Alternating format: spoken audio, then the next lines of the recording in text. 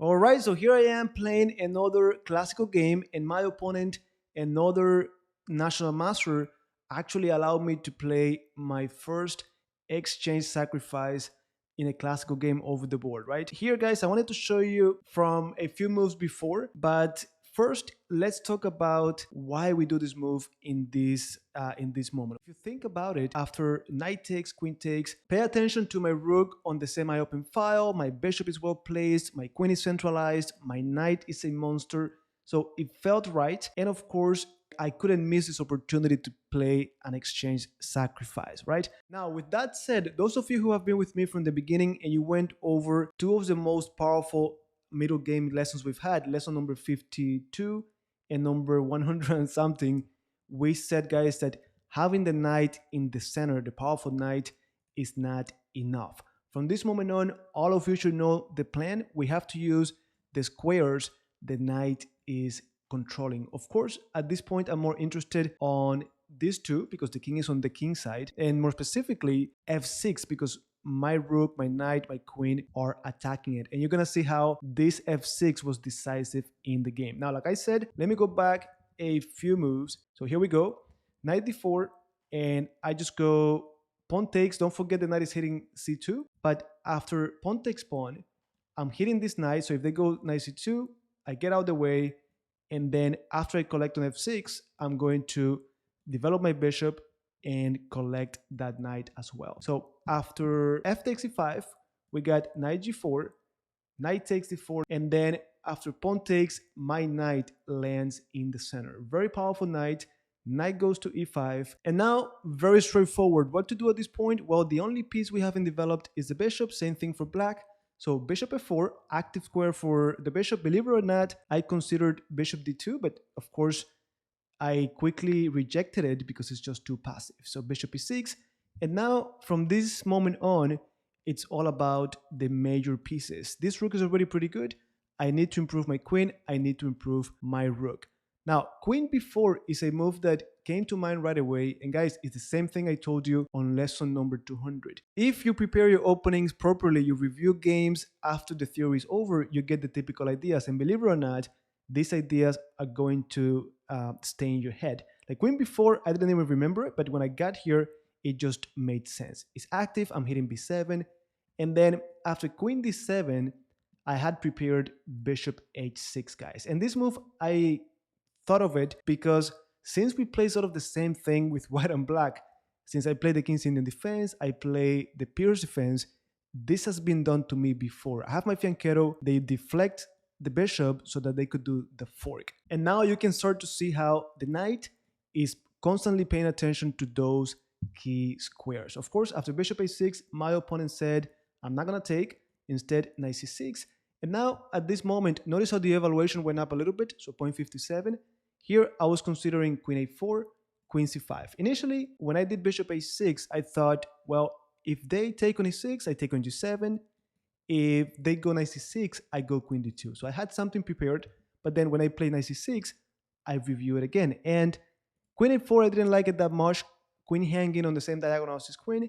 Queen c5, a little bit counterintuitive because I know rook c8 is coming at some point, and I didn't want my queen to be there. However, it made sense to me. I'm controlling e7 in case there is a possible fork. I'm hitting d4. So after queen c5, my opponent played f6. Now I chop off this bishop and then rook a to d1. Of course, this move makes perfect sense. My rook is finally active. The only piece that was doing nothing is over on this powerful file, and I'm putting pressure on an isolated pawn. I was here thinking also of a move like b4, but of course, after b6, queen c4, rook c8, I didn't really like my position. So I kept it simple. Don't get fancy. Just do logical moves, right? So after rook a to d1, we got rook a to c8, and now pawn to c3, guys. And I know inaccuracy according to the engine, but in my mind, it made perfect sense. Taking, forget about that. They opened the file for the rook, so there are so many ideas with knight f6. And the reason why the engine says this is an inaccuracy is because my opponent had pawn to d3. Now, I considered it, but I figured, okay, if they play d3, I could always go something like queen e3. If they take and knight e5, bishop e4. So I didn't think that pawn was a big deal, but apparently it actually was. So my opponent just played, instead of the powerful move d3, went bishop g4, and this is when I got to that position I showed you before. I knew I had to take on d4. So knight takes, queen takes, and then after queen e6, which is actually the best move in this position, I was ready to just, if anything, worst case scenario, take on a7, I get compensation, powerful knight, I like this position. But then all of a sudden, I go to what we have been talking about so many times, guys, candidate moves. So queen a7, I already have it under control. What else makes sense? Captures, checks, threats, and I thought of the move h3. And at first, it didn't make sense because they could take it, but then I'm thinking, this is a fork. If they go to h5, this is g4. They could take, I take back, queen g4, but then not only am I hitting f6, this is actually pretty good now. And then the only other variation I had to calculate was bishop e2. Now, when I saw bishop e2, I'm like, easy, not f4, I'm hitting the 2, but they have queen a6, queen c4, and it was not convincing. So I kept looking. What if after h3, bishop e2, I just take on f6? Well, there were lines like knight f6, and I think they just did queen b6, pinning my queen, simplifying the game.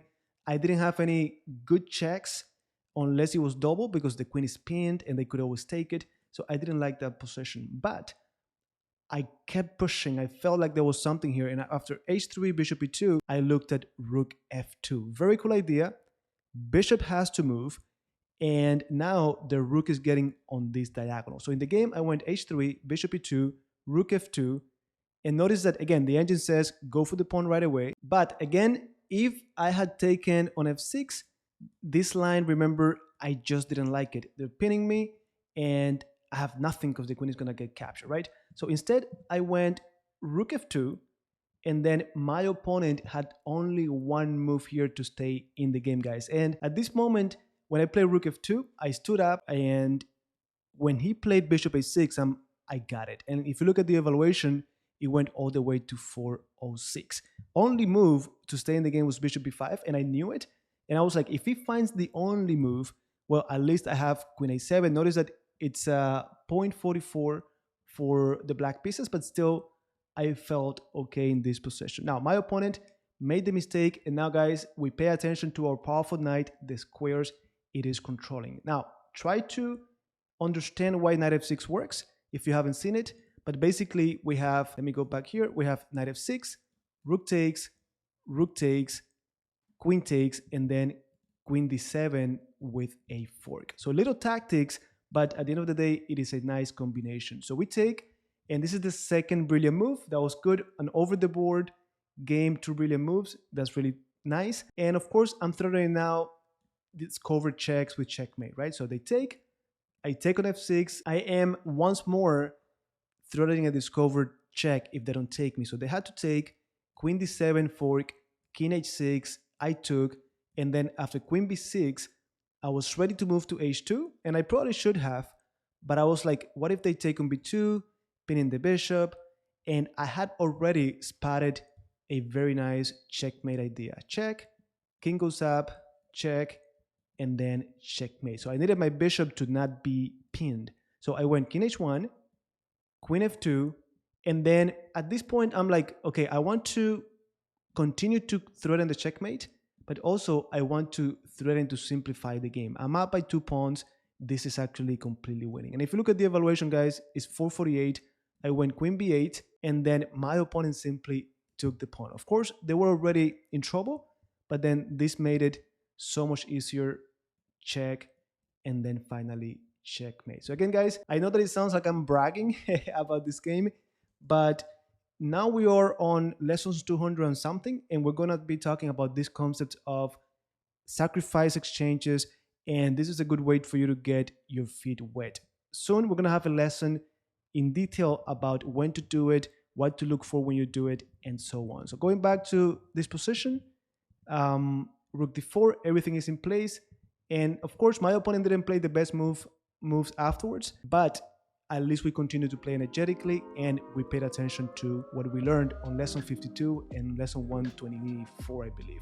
So with that said, let me know in the comments what you thought, and I will see you in our next lesson. Good.